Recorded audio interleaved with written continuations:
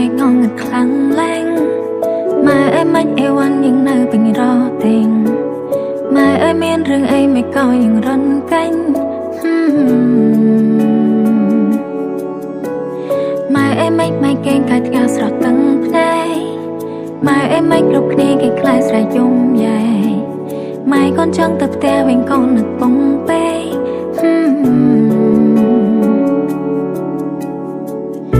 ពេលណាទៅធូរស្បាយ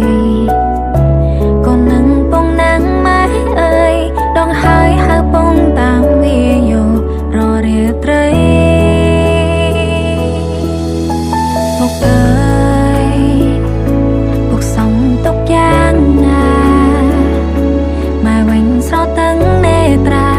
ប្រាប់កូនថាពងទៅច្បាំងហើយពុកអើយឆាត់ត្រឡប់វិញណាកូននឹងម៉ែសែនឯកាចាំពីសន្យាពងវើវិញ